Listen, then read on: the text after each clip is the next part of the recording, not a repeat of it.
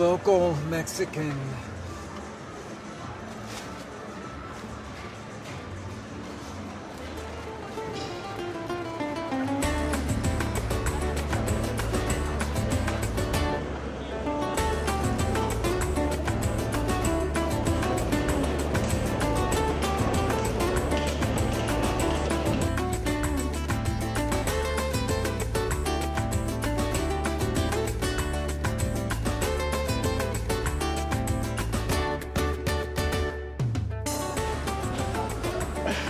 This place is hog heaven.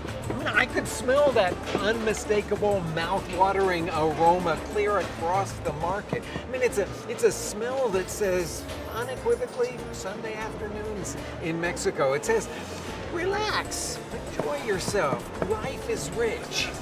It's golden, succulent pork carnitas.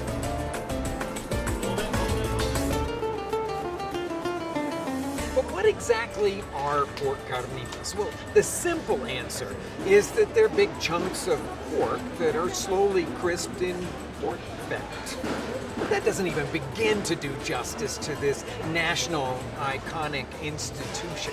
Now, I've brought you to the Medellin Market in downtown Mexico City, to a little stall that's only open on Saturdays and Sundays, because that's the time that most residents of Mexico City get hungry for little tacos of juicy pork carnitas. Now, the way that they make them is to heat that really huge cauldron, copper cauldron of pork fat, and then drop in big chunks of pork. They do the whole animal, along with some aromatic herbs, some orange, a little evaporated milk to kind of promote some of the browning. And after about 2.5 or 3 hours, the pork is really tender. They raise the temperature a little bit, and it begins to brown and crisp on the outside.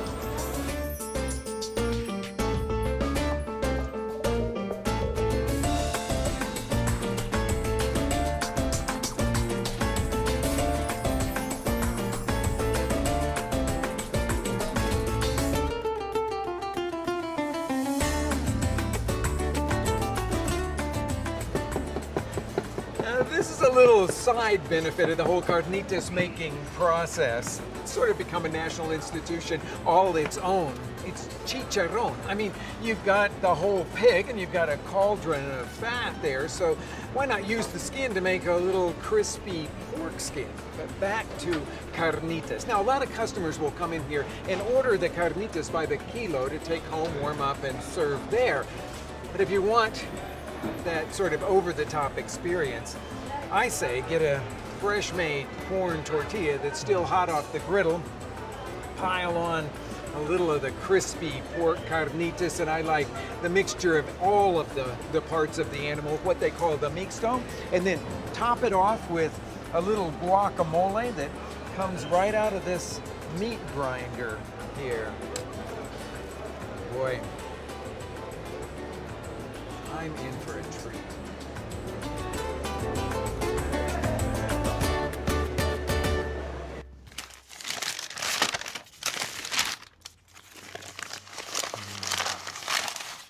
Okay, so if you're like me and you think that a bite of those crispy, moist, incredibly melt in your mouth carnitas is the ultimate pork experience, well, I've got some good news for you. You don't have to go to Mexico. You don't have to buy one of those great big copper cauldrons. We don't have to wait for Sunday, because I've developed what I think is the absolute simplest but very satisfying carnitas recipe. Just go to the butcher and buy a bone-in pork shoulder roast, and then have the butcher cut it into about 2-inch slabs like that. This was a large roast, so I have 2 big slabs that are going to go into a baking dish. 9 by 13 would work good. And then sprinkle about a teaspoon of salt over the top. Then I'm going to give it just a tiny bit of water. I need about 1/3 of a cup just to barely coat the bottom of the pan. And then I'm going to cover it with foil for the first part of the cooking. I've got oven heated to 375 degrees. And I'm going to bake it for about an hour.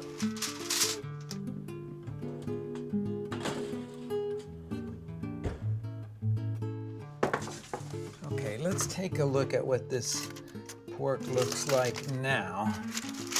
You see, basically, the pork itself is tender, but it doesn't look anything like carnitas, and it's still got a lot of juice around it there. So the next step is to raise the oven temperature up to 450 degrees, slide this back in, and after about half an hour, all of that liquid will have evaporated.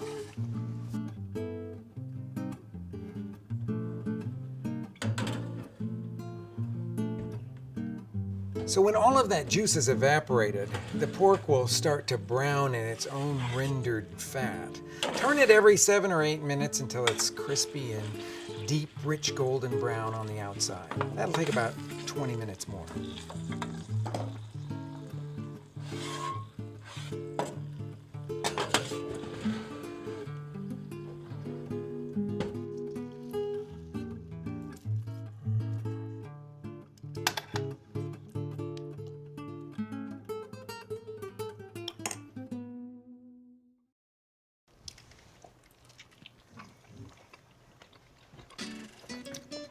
That takes me right back to carnitas country.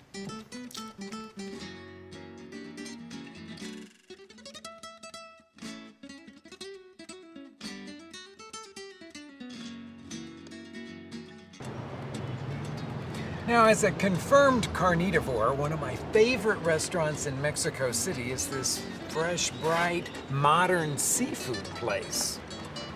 What's that got to do with carnitas?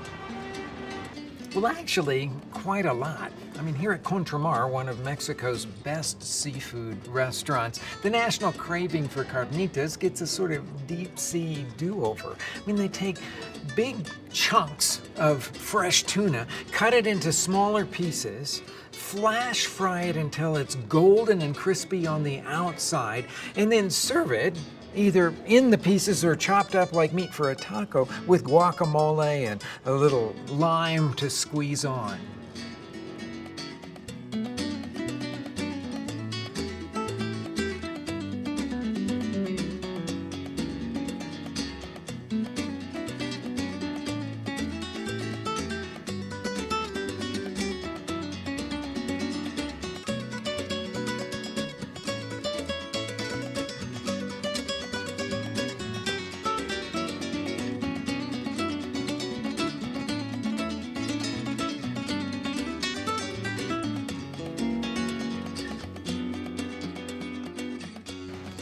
Take a just-made corn tortilla, scoop on some of the shredded tuna carnitas.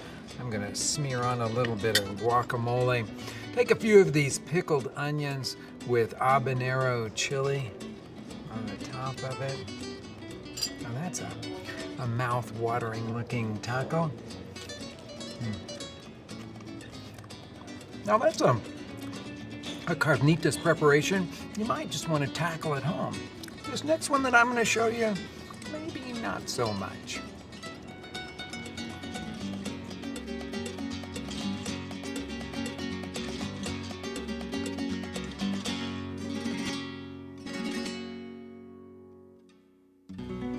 Now, the real secret to carnitas, no matter what you make them out of, is really less about the ingredients and more about the method. It's that combination of slow cooking and hot fat crisping that makes them so completely addictively appealing. I mean, just think about the French fry. It's crispy on the outside and creamy on the inside. That's the whole carnitas concept. Well, here at our fine dining restaurant, Topolobambo in Chicago, we take carnitas to a whole new world of irresistible. Now stick with me on this because the whole process is a little bit complicated. But we start with taking a big piece of pork shoulder, sliding it into a bag, adding a little bit of pork lard, fresh rendered pork lard. Then we vacuum seal that bag.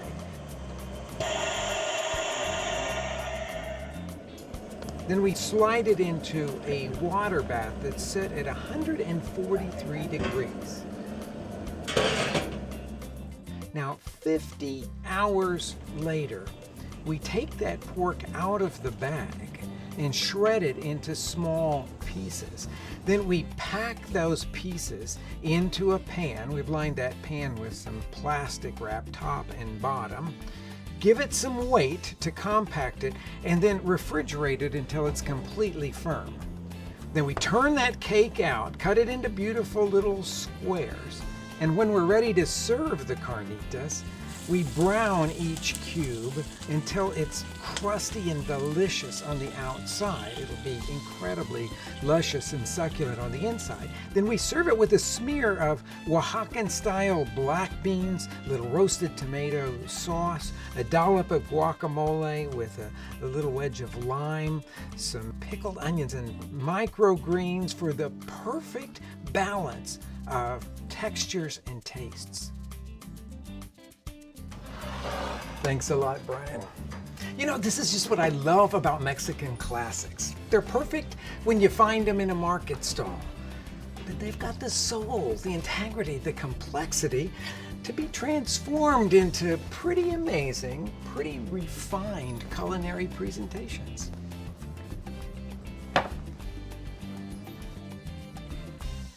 And of course, we have seen that not all carnitas have to be made out of pork.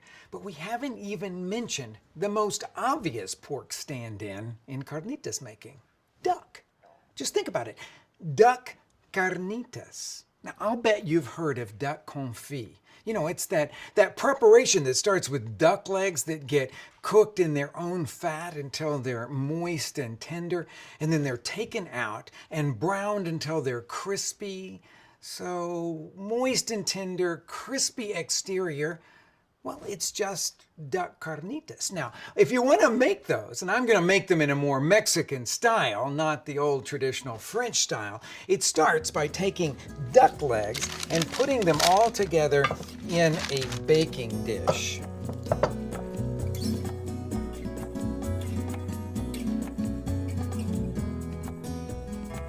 Then sprinkle them on both sides with salt and Mexican oregano. Squeeze on some fresh lime juice, cover them with plastic wrap, and refrigerate them for 24 hours. So the next step is to take your marinated duck legs and some fresh rendered pork lard. I buy that stuff at the Mexican grocery near my house. I'm going to set the lard aside for just a second, and I'm going to cut some paper towels that I can use to dry the marinated duck legs off. They should be completely dry before we go to the next step. Okay, next, the fresh rendered pork lard needs to be melted. I'm going to put a pan there, turn my oven on to 300 degrees, and light about a medium heat underneath the pot for the pork lard. Wash and dry that baking dish, then fit those dried duck legs back into it. Then pour that melted lard over the duck legs. Make sure that they're all submerged, and scatter some halved garlic cloves over the whole thing. Nestle those down in. Then slide the pan into your preheated oven and let it bake until those duck legs are really tender. That'll take about 2 hours. Then take the pan out of the oven and let it cool till it's about lukewarm. Then take the duck legs out of the lard. Now I'm pulling the skin off of these duck legs, and I'm putting that over here in a separate plate. And then the duck leg carnitas themselves just come off in large pieces. Then when our guests arrive, well, I'm going to heat a little fat in a skillet, and I'm going to brown these duck carnitas on the outside, making them wonderfully savory and tender on the inside. And in that same pan, I'm going to cook the duck skin until it's completely crispy and then crumble it up over the outside of the duck carnitas. You remember that meat grinder salsa that we saw in Mexico? That meat grinder avocado tomatillo salsa? Well, I thought it would be the perfect accompaniment to go with our duck carnitas. So I'm going to start here with some fresh tomatillos. I'm going to need about a pound of them. I've got some serrano chilies here. 4 of them will probably be good. A great big bunch of fresh cilantro. And I'm going to peel these tomatillos, taking the husk off of them first, and then cut them into smaller pieces. The tops will come off of the serrano chilies, and then I'll give those a rough chop. And I'll give a rough chop to the cilantro as well. Then I'll just put the whole thing through the meat grinder, about medium speed.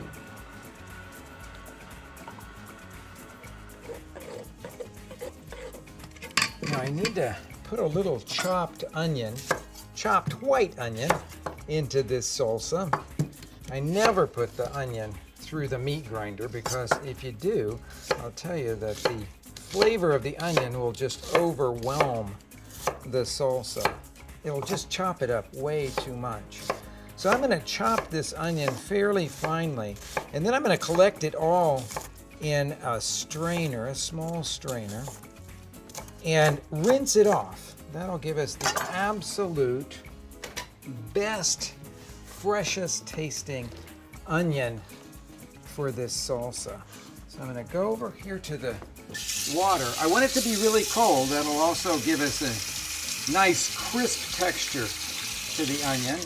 Shake off the excess liquid there, and then add it to our salsa. I think that'll be just about the right amount. Now the last thing that we've got to put in there is the avocado.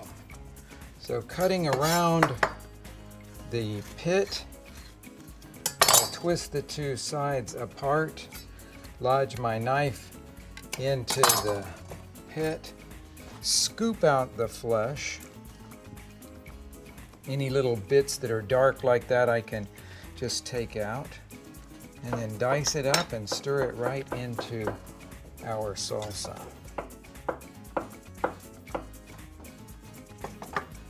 Now, stir all of that avocado around. It doesn't matter if you stir it rather vigorously because you'll break up a little bit of that avocado, creating a slightly creamy texture in your otherwise very, very bright tasting salsa. Okay, so now I'm going to give it a little bit of salt here.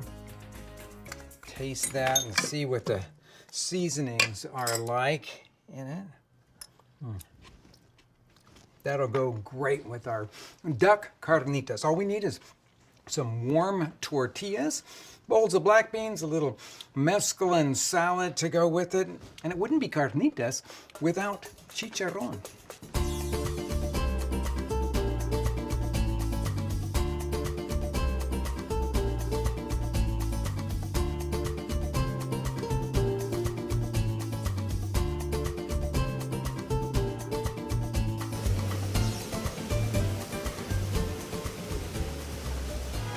You might be wondering how he's going to clean up all of that cheese, or what it has to do with chicharron for that matter.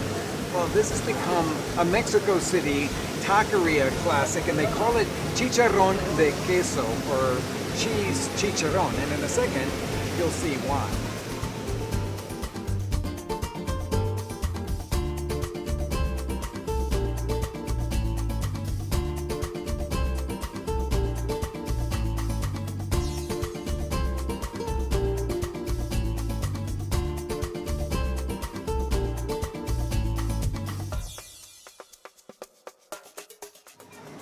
Muchas gracias. This is the perfect thing to order when you go to a taqueria with a group of people. It's easy to break off pieces as you pass it around and kind of whets the appetite. Beyond that, it's just plain fun.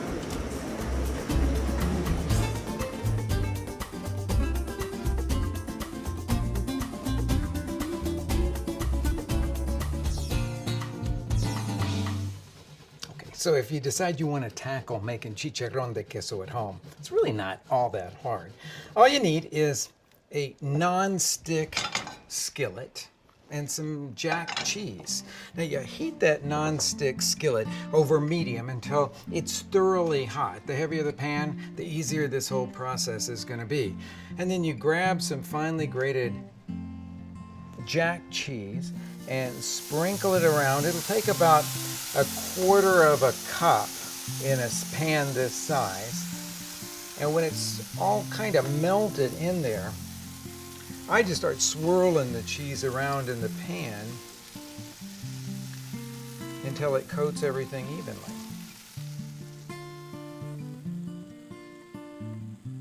Then once the cheese has completely melted, you'll see that the oil will start to separate out. And when all of that oil is separated out, tip it off. The rest of the cheese should stick to the bottom of the pan. Return the pan to the heat, and then the cheese that has remained in there will begin to crisp and brown just a little bit. I go in with a small spatula and just release all of the edges, and then use that same spatula to go up underneath and make sure that it's completely free from the pan, sort of like making a crepe. Then lift out your chicharrón de queso and lay it over a 2-inch diameter mold. I just use a bottle that I lay down. It's about that same diameter. Good thing these chicharrones de queso are easy to make, because I've got guests coming in just a few minutes and I've got a few more to do.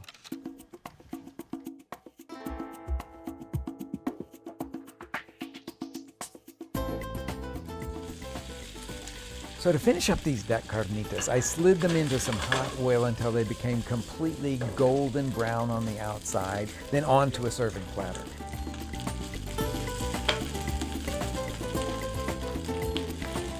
Then I heated up a little bit more oil to fry the duck skin.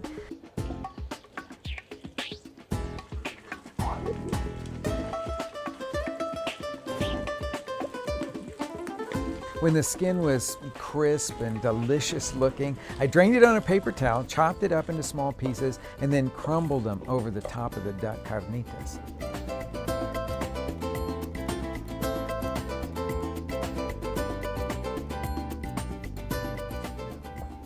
When it came time to serve, I put some of those pork carnitas that I had made earlier onto the platter with the duck and served it with some black beans, the cheese chicharrón, a salad, some avocado tomatillo salsa. I think everybody was pretty happy.